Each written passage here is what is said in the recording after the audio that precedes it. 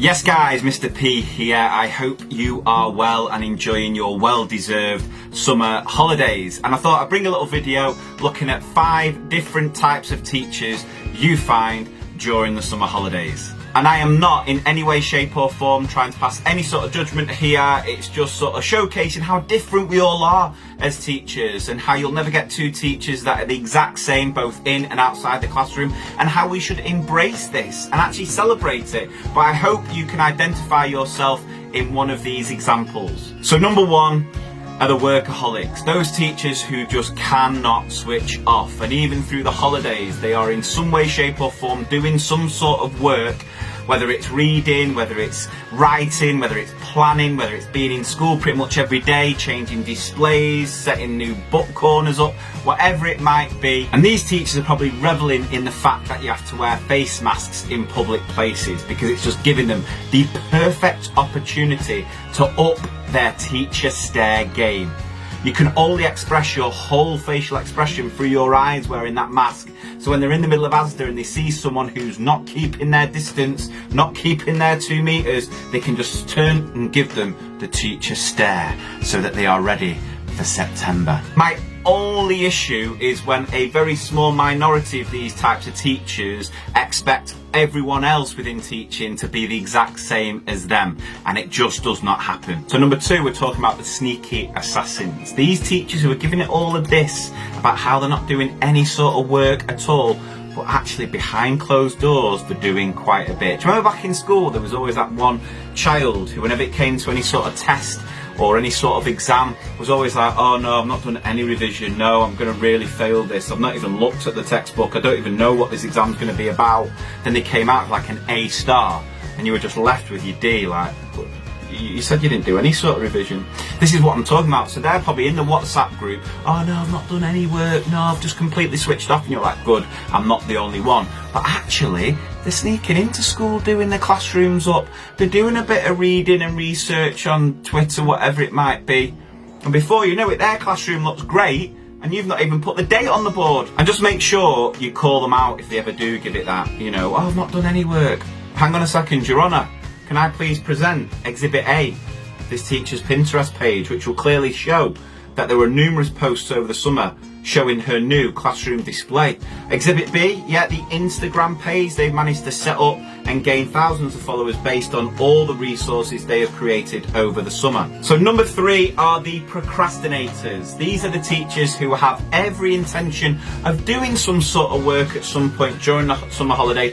Not too much, just enough to make sure everything's ready for September, but no matter how hard they try, something gets in the way. And when I say something, it is just anything, because these are the most easily distracted people on the planet at the minute. I'll tell you what, I'm going to get some work. I've got an hour now, I'm just going to do a little bit of work, just get on top of everything. Right, let me just check, let me just jump on Facebook, see what everyone's posting, see if I can get any inspiration. And before you know it, hang on a second, the quiz, find out which fictional teacher you're most like. Yes please, Mrs. Trunchbull.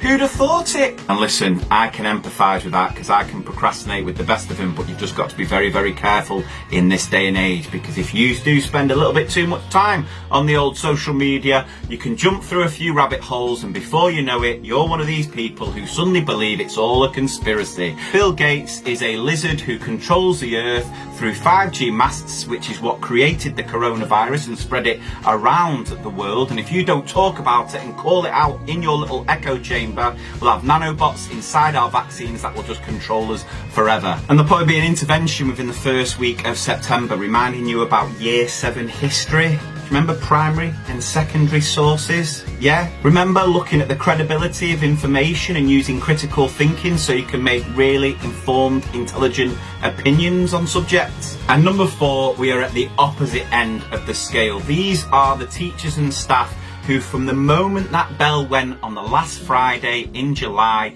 that was it. They didn't want to hear, speak, see anything to do with teaching. They have completely shut off. They refuse to give a single second of thought to anything teacher related over the summer holidays. They leave WhatsApp conversations, unfollow people on social media, or even just leave social media completely. pack their bags and spend the next 6 weeks camping in the wilderness to escape the hustle and bustle of term time life. And if they do stumble across anything school related during the 6-week holidays, maybe a back to school M&S advert on the telly, it gives them heart palpitations, they've got to switch off straight away. And number 5, we have the bingers. We're talking about the teachers who have sacrificed so much during term time because our job is so time consuming that they just save it all up for these 6 weeks. So whatever it might be, whatever the hobby, the interest, they just absolutely binge it for their whole 6 weeks. They sort of condense a year's worth of that hobby into 6 weeks. It may well be reading for pleasure. That Kindle that has been gathering dust throughout the year, you can now brush it off and it's getting absolutely hammered. You're having to recharge it every single night because you are just ploughing through a library of brilliant reads that you've had to put to one side during term time. You might be on a mission to complete Netflix, Amazon Prime, Disney Plus.